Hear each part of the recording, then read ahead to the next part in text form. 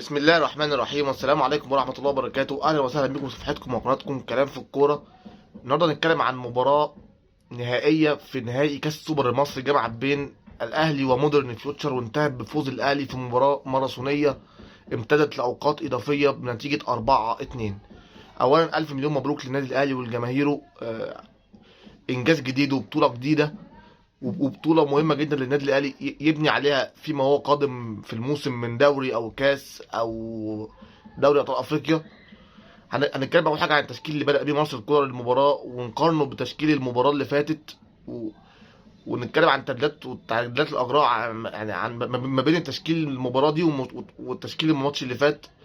وهنتكلم عن تبديلات وتعديلات اللي أجراها مارسيل كولر خلال سير المباراة. النادي الاهلي بدأ المباراة النهارده بطريقة مارسيل كولر المعتادة هذا الموسم 4-3-3. مصطفى شوبير في حراسة المرمى، قدامه 4 مدافعين، على اليمين محمد هاني، على اليسار علي معلول، قدامهم 2 ارتكاز، 2 قلبين دفاع آسف، عبد المنعم ورامي ربيعة، قدامهم 3 ارتكاز، عودة مروان عطية وإمام عاشور وأحمد نبيل كوكا، قدامهم 3 على اليمين بيرستاو، وعلى اليسار حسين الشحات تحت مهاجم صريح وهو محمود كهربا. النادي الاهلي يعني او مارسيل كولر عدل عن المباراه اللي فاتت. طبعا اولا بدا بمصطفى شوبير نظرا لاصابه محمد الشناوي. انا بتكلم عن التشكيل اللي بدا بيه مباراه سيراميكا، يعني بدا بمصطفى شوبير بديلا عن محمد الشناوي المصاب، ورامي ربيعه بديلا عن ياسر ابراهيم ايضا المصاب، ودخل مروان عطيه التشكيل بعد ما كان المباراه اللي فاتت بادئ بالسوليه في نص الملعب، وقعد حسين الشحات في الجبهه اليسرى بدلا من كريم فؤاد، ومحمود كهربا في راس الحربه بدلا من محمد طاهر، لانه المباراه اللي فاتت كان داخل اراح العديد من اللعيبه نظرا لاجهاد كاس العالم للانديه زي ما قلت لحضراتكم في الفيديو اللي فات. النادي الاهلي بدا المباراه يعني بحماس، بروح، عايز يسجل هدف وهدفين وينهي المباراه مبكرا، عشان طبعا دافع البطوله، يعني المباراه دي دافع الفوز بيها، خلاص فوز بالبطوله، فطبعا عايز يحرز هدف او هدفين كمان عشان ينهي المباراه مبكرا، وخوفا حتى من تنظيم فيوتشر الدفاعي اللي ممكن يمدد المباراه للاكسترا تايم وركلات الترجيح، او حتى ممكن فيوتشر يخطف هدف ويفوز هو بالمباراه. يعني النادي الاهلي كان داخل في اول الدقائق عينه على التسجيل، لغايه ما نجح في اول 10 دقائق محمود كهربا من تسجيل هدف. هو اللي هي اصلا اول كره فيها خطوره حقيقيه للنادي الاهلي، لكن قبلها كانت في كره خطيره لمودرن فيوتشر. تردد مصطفى شوبير الغير موفق في المباراه على الاطلاق الحقيقه في خروج، راحت لعبد الكبير الوادي على هيئه شبه انفراد، لكن ربنا ستر وخرجت بجوار القائم. كانت المباراه هتتقلب في الكره زي دي، تبقى النتيجه 1-0 للفريق مودرن فيوتشر. لكن بدايه النادي الاهلي الحقيقيه للهجوم هي اول كره على مرمى جنش، كهربا سجل منها هدف اول من كره عرضيه من علي معلول، اخطا فيها جنش في تقدير الكره بسوء تفاهم ما بينه وما بين مدافع فيوتشر في الخروج، ركبها محمود كهربا بدماغه وسجل منها الهدف الاول للنادي الاهلي عشان تبقى النتيجه 1-0 للنادي الاهلي. النادي الاهلي كمل هجوم، وبدا بقى عايز يسجل هدف تاني. يعني النادي الاهلي كان بيلعب المباراه الحقيقه في الشوط الاول بالذات اداء في منتهى الروعه والروقان، ونص ملعبك الثلاثه بتوعه بيكملوا العظمه اللي بيقدموها مع النادي الاهلي في اواخر المباريات منذ مونديال الانديه. وكرة حتى في منتهى الخطوره من بيرستاو، يعني امام عاشور مررها له وبيرستاو توغل وشوطه سهله في ايد جنش، يعني ما كانتش شوطه خطيره قوي بس كوره يعني فرصه اهي. وكرة تانية حاول محمود كهربا يلعبها خلفية مزدوجة، وصلت سهلة في ايد جنش ما ظبطتش. يعني النادي يعني في شوية فرص بعد الهدف على استحياء شوية، بس في وصول للمرمى حتى وفي خطورة من النادي الأهلي لغاية ما جه الهدف الثاني، يعني من حركة ذكية من كولر، يعني عمل حركة ذكية يعني منه، دخل كهربا جناح، دخل الشحات في العمق لإرباك دفاع فيوتشر. الحركة دي برضو عجبتني قوي. وساعات برضو بدل تو مع الشحات يمين وشمال، الحته دي عجبتني قوي. بدا كولر يستخدمها في نص الشوط الاول، اللي هو يغير اماكن اللعيبه في الملعب لارباك دفاع فيوتشر. يعني مثلا غير الاجنحه ان مثلا يربك الاثنين الباكين بتوع فيوتشر، ان الباك داخل الماتش، يعني الباك اليمين او الباك الشمال داخل الماتش، يعني داخل مذاكر اللعيب الجناح ده بعينه. يعني سواء مثلا بيرستاو او حسين الشحات، يعني بيرستاو في اليمين، الباك الشمال داخل مذاكر بيرستاو انه في اليمين هيمسك بيرستاو. راح كولر اقحم كهربا هو اللي جناح يمين، ودخل الشحات في العمق، ودخل تاو جناح شمال، وساعات برضه بدل بين الشحات وتاو ورجع كهربا راس حربه، وساعات دخل تاو راس حربه وشحات وكهربا اجنحه. يعني عمل برضه خطه في منتهى الذكاء، هي ارباك دفاع فيوتشر، خصوصا الباكات في تبديل مراكز اجنحه الاهلي. والحته دي اثر عنها هدف تاني، ان كهربا دخل في منطقه الجناح، حسين شحات دخل في العمق، حسين شحات لعب 1 2 مع كهربا وانفرد بمرمى جنش وحط الكره. هدف تاني للنادي الاهلي 2 لا شيء، وهدف في منتهى الروعه، ويحسب ان هدف تكتيكي من وجهه نظري من مارسيل كولر. النادي الاهلي بدا في الشوط الثاني فيوتشر دخل عليه وضع الاستسلام التام في الشوط الاول تماما، والنادي الاهلي كان ممكن ينهي الشوط الاول حتى كمان جايب 3. يعني كان ممكن النادي الاهلي ينهي الشوط الاول جايب 3، لكن ما حلفوش الحظ. بدا يلعب حتى لعب اللي هو بساط، يعني يمتلك هو الكوره ويمسك كوره على فيوتشر ويسيطر على اجواء اللقاء تماما في الشوط الاولاني، لغايه ما انتهى الشوط الاول بتقدم النادي الاهلي 2-0. الشوط الثاني دخل، حصل السيناريو اللي انا ملاحظه دايما في النادي الاهلي في اواخر الفترات. هو بالذات كسبان فرق 2 او فرق 1، هو سيناريو مباراه اوروبا الياباني، تبقى فايز 2-0، تلعب لعب خاص ان انت الماتش خلص، تتفنن في اهدار الفرص،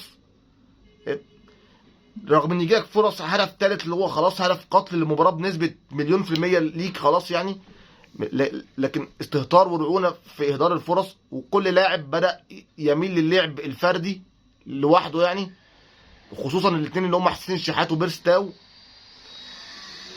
يعني احساس ان المباراه خلصت بدا يحوم على اللعيبه، واهدار فرص، منها فرصه لا تضيع من وجهه نظري من بيرستاو، وفرصه اخرى لا تضيع برضو من حسين الشحات. وحتى كمان لما لعيب الكره بيجي له انفراد، بدل ما يشوط ويخلص هو يحاول يدور على لعيب تاني يلعب له، زي الكره اللي معلول عايز يلعبها للكهرباء، او الكره اللي امام عاشور جات له برضو كان ممكن عمل فيها حته انكار ذات شويه عايز يلعبها الكهرباء. يعني كان ممكن مثلا الكره اللي جت لعلي معلول او الكره اللي جت لامام عاشور حد يشوطوا هم ويسجلوا اهداف منها وانتهت الليله 3-0 يعني. وكولر حتى بدا في ارتياح للوضع ينزل لعيبه بدلاء يديهم الثقه، يعني زي مثلا، ومنها برضه تبديلات اضطراريه بداعي الاصابه، يعني تبديل حسين الشحات ونزول طاهر اضطراريه، تبديل امام عاشور وخروج كريم فؤاد اضطراريه، وخرج بيرستاو ونزل انطوني موديست،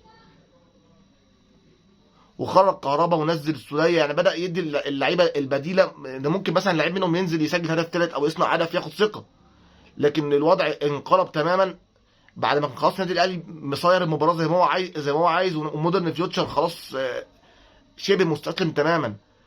خطا غير مبرر وغير منطقي من مصطفى شوبير في اللعب بالقدمين، هو طبعا خطا مصطفى شوبير، لكن الاعتماد على حارس لسه الخبره مش كافيه عنده، اللعب بالقدمين دي بتبقى صعبه الصراحه. يعني انا ملاحظ برضو ارجاع مدافعين الاهلي الكره لمصطفى شوبير كتير في طول المباراه. يعني الاعتماد على مصطفى شوبير في ارجاع الكره دي كتير قوي يعني كمان، وكره حتى يعني عبد المنعم ما ترجعلوش وهو مضغوط، يعني عمر السعيد ضغط حلو قوي يعني، وهدف جميل من عمر السعيد في الضغط والاصرار على الخطا، يعني يحسب له الصراحه. لكن عبد المنعم انا بحث عبد المنعم برضو ارجاع الكره لحراس المرمى كتير، العب عبد المنعم قدام يعني، او انت وخط دفاعك كله العب قدام، يعني ارجاع الكره لحارس المرمى ده هيحطه تحت ضغط، بالذات حارس زي مصطفى شوبير قلل الضغط من عليه. ممكن ترجع له الكوره كورتين بس، مش كل كوره هترجعها له، يعني مش كل كوره. ارجاع الكوره لحارس المرمى كان كتير الصراحه برضو، ومصطفى شوبير لسه ما خدش الخبره الكافيه، يعني مش زي مثلا كابتن محمد الشناوي يعني. وجه الهدف الاول لنادي فيوتشر عن طريق عمر السعيد من خطا فادح في التحضير من مصطفى شوبير، وطبعا الهدف ده قلب المباراه تماما، اعاد الروح والثقه لفريق مودرن فيوتشر، ان المباراه فرق 1، يعني نفس السيناريو مباراه اوروبا الياباني. بعدها بعد دقائق تمكن محمد محمود من هدف التعادل من تسديده صاروخيه، لكن المره دي الصراحه لا يسأل عنها مصطفى شوبير، لانها ارتطمت باحد المدافعين تقريبا رامي ربيعه ودخلت المرمى. هدف تاني للنادي مودرن فيوتشر. المباراه خدت وضع تاني خالص. 2-2. اللعيبه الهجوميه عندك اللي كان عندك حلول قدر خرجها، سواء حسين الشحات، امام عاشور، كهربا. بقى عندك خط هجومك طاهر، مودست، كريم فؤاد، السولية. وضع لا يحسد عليه الصراحه. ومفاجاه يعني. هو طبعا كولر مش ذنبه ان الموضوع مفاجاه، ده 2-0 في الدقيقه حاجه و70، يعني المباراه انتهت. وفريق مودرن فيوتشر قبل حتى خطأ مصطفى كان مستسلم استسلام تام للمباراه. ولكن بعد الهدف الثاني المباراه بدات تقبى سجال. مودرن فيوتشر خلاص بقى ممكن يخطف هدف ثالث، وجات له كذا كذا كره لخطف الهدف الثالث الحقيقه. والنادي الاهلي برضو حاول بقدر الامكان يخطف هدف ثالث، واضاع فرص عن طريق تسديده من محمد هاني عليت على مرمى جنش، وكره من طاهر محمد طاهر سوء حظ صراحه في اواخر الدقائق كانت في طريقها للدخول للمرمى، لكن اصطدمت بباسم علي وطلعت بجانب القائم. وانتهت المباراه في وقتها الاصلي 2-2، ولجأنا للوقت الاضافي. الوقت الاضافي برضو الشوط الاول منه يعني ومودرن فيوتشر لعب دفاع منطقه والاعتماد على المرتده، ان هو خلاص يعني استقر رجعت لهم هو هدف. يعني هم كانوا خسرانين 2-0 سجلوا هدفين وتعادلوا، يعني هو هدف خلاص بطوله، هدف بطوله خلاص. فبداوا يلعبوا على الهجمات المرتده واتقنوها بشكل كويس جدا. وراحوا حتى بكره في منتهى الخطوره من باسم علي، تالق وتصدى فيها مصطفى شوبير وكفر شويه عن خطأه في الهدف الاول. كانت ممكن المباراه دي تقلب الموازين ل 3-2 لمودرن فيوتشر، وتقلب السيناريو البطوله تماما. الشوط الاول الاضافي كان هجوم من النادي الاهلي ودفاع منطقه لمودرن فيوتشر ويعتمد على الهجمات المرتده. وانتهاء الشوط الاول الاضافي بالتعادل 2-2 كما هو الحال. يعني دخلنا على الشوط الثاني، النادي الاهلي عمل تبديلات، عمل تبديل التامين دفاع عشان المرتدات برضو. نزل اكرم توفيق كنفس جديد بدلا من محمد هاني. دي برضو تبديله دفاعيه واعتماد على المرتدات. بدأ النادي الاهلي يلعب على قدرات مودست باللعب بدماغه، يعني حتى في كذا كور عضليه تتلعب له في البوكس وهو لكن الكره بتجالي وغير موفقه معاه تماما، لغايه ما جت كره الهدف اللي سجل منها مودست الهدف الثالث. عرضيه في منتهى الاتقان من علي معلول، لعبها لانطوني مودست بدماغه وحطها في المرمى، هدف ثالث. يعني مودست استعاد ذكريات ايام هوفنهايم وبروسيا دورتموند وكولن، فتره عز شبابه لما كان يلعب بدماغه الكور دي بمنتهى السهوله. حتى لو حضراتكم اتفرجتوا على فيديوهات ليه ما قبل انضمامه للنادي الاهلي، وسجل مودست هدف ثالث. ومن بعدها مباشره مودست تحرك سحري او اسيست عالمي بالراس من منطقه بعيده تماما، اتزقت حلوه قوي لكريم فؤاد في مواجهه المرمى، سجل منها بمنتهى السهوله هدف رابع. يعني برضو مودست الحقيقه في مباراتين سواء سيراميكا او فيوتشر، الشويه اللي نزلهم في مباراه سيراميكا والشويه اللي نزلهم في مباراه فيوتشر، دول افضل مباراتين ليه مع النادي الاهلي منذ انضمامه الحقيقه صراحه. بدا تحركات شويه، يشكل خطوره على المرمى، محطه. دور المحطه برضو كان حلو قوي، بالذات الهدف بتاع كريم فؤاد في مباراه فيوتشر، وهدف امام عاشور حتى في مباراه سيراميكا ادى دور المحطه بشكل مثالي جدا في الهدف يعني. وسجل النادي الاهلي الهدف الرابع. هنتكلم بقى عن اكتر اللعيبه اجاده في المباراه واسوا اللعيبه اجاده في المباراه. نجم المباراه طبعا انا عندي 3 من وجهه نظري من نجوم المباراه. اولا محمود كهربا، كفاعليه على المرمى وتسجيل هدف، وبرضه سرق المدافعين ضحك على المدافعين في تحركاته كجناح بدل من مهاجم ودخل شحات في العمق دي برضه. فهو احد نجوم المباراه بهدف واسيست طبعا. يعني مروان عطيه اللي استعاد جزء كبير من مستواه، بل كمان ممكن يكون مستواه منذ كاس العالم حتى الان افضل حتى من مستواه في بدايه مجيئه للنادي الاهلي.